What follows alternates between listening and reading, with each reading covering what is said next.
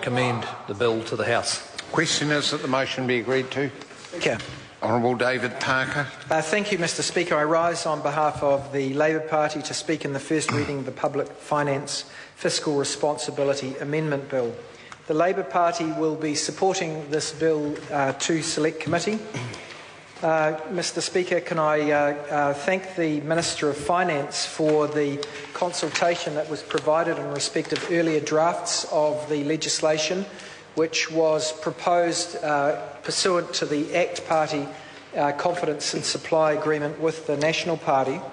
It's fair to say that the original drafts of this that were brought to us by the Treasury were completely unacceptable to the Labour Party, and they were fundamentally flawed in our opinion. I'm not blaming the National Government for that. They were promoting policy that was being pursued by John Banks at a time when he had perhaps more political force than he now does. Amongst the proposals that were in the draft that was described to us by the Treasury officials who were sent for a discussion with us was the fiscal cap that was referred to by the ACT Party in their election materials. And they said that the country needed to have a fiscal cap imposed under the Public Finance Act that was binding upon Parliament, including future governments. So I'm pleased to hear from the Minister of Finance, Bill English, agreeing that it's inappropriate that this Parliament try to bind future parliaments in respect of how a country is to be governed. Mr Speaker, the history of fiscal caps around the world is fraught.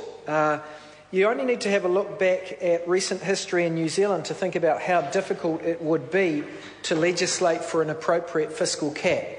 New Zealand came through a period of strong economic growth and a period of surplus after surplus, and really no one around the world, or very few people around the world, there was the occasional person, I have to say, but such as Mr Rubini, but other than the occasional economist who thought that the paradigm was wrong and unsustainable, most economists thought that that paradigm could continue forever and the world was on a stable growth path and didn't have extreme debt problems. The global financial crisis proved that wrong, and since then governments around the world have had to increase spending counter-cyclically in order to, as the Deputy Prime Minister says, take the sharp edges off recession, as governments around the world are finding that in order to make their economies work and not sink into a declining whirlpool of decreasing output, they've had to stimulate their economies through fiscal policy, which has meant that governments have had to increase spending at a time of recession, put simply. And if you had a fiscal cap, the fiscal cap, if it was set during the good times, probably would not allow that. It would be a nonsense, and it would have led to far worse outcomes than had been achieved in New Zealand without a fiscal cap. The other example I would use would be the fiscal cap that has been in place in respect of Californian spending for some time. California, at a referendum, agreed to a cap on certain levels of taxation, which effectively capped the ability of California to spend.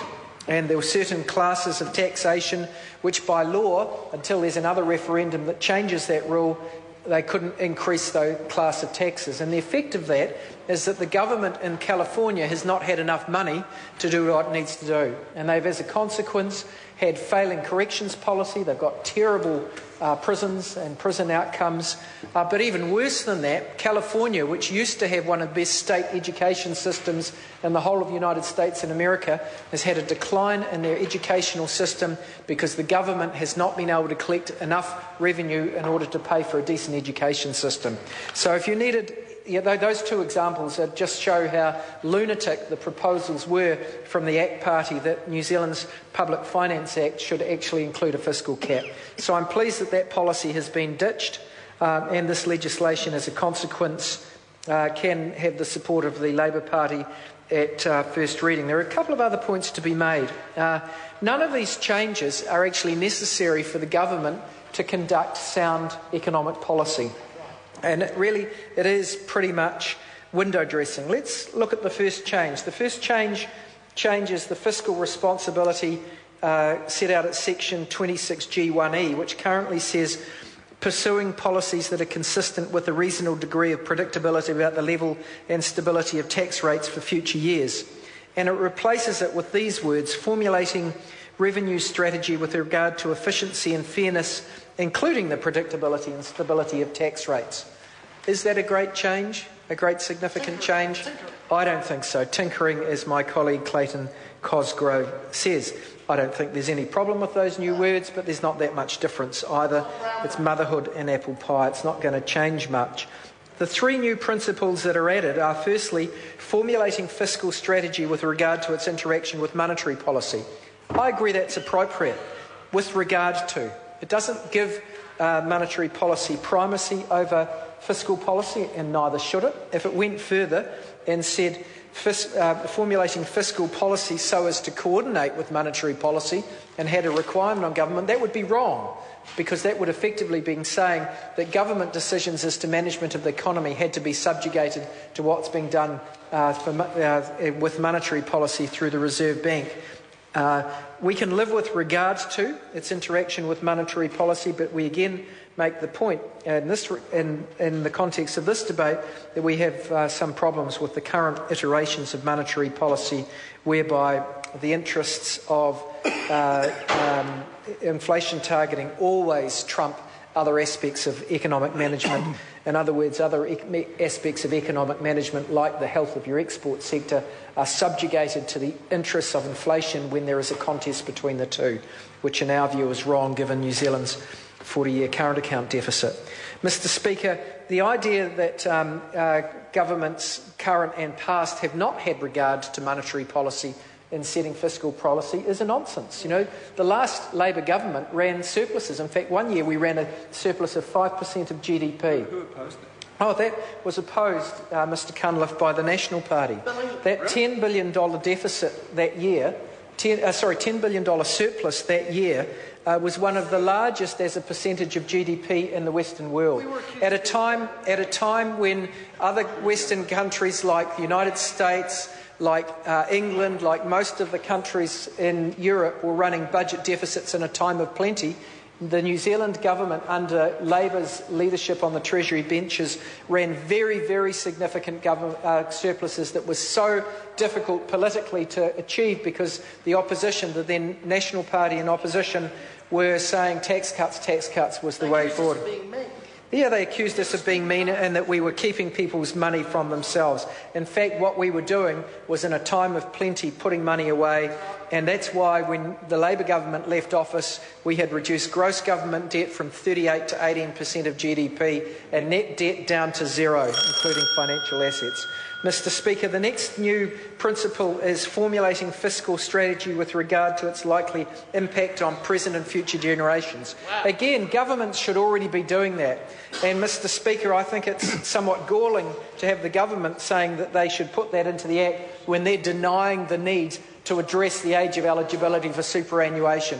The biggest cause of government expenditure, increasing government expenditure going forward, actually two cost centres. One is rising health expenditure and the other is rising superannuation costs. Within 4 years, the cost of New Zealand superannuation exceeds the cost of preschool, primary, intermediate, secondary, tertiary education, plus trade training and the costs of the Education Ministry.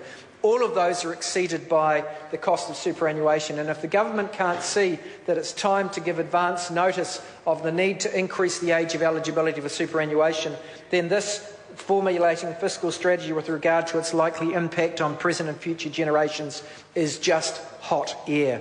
In respect of the next principle, ensuring that the Crown's resources are managed effectively and efficiently, who can disagree with that? Is the government really saying that they're not doing that currently? Mr. Speaker, this legislation is largely inoffensive. There may be some details in respect of some of the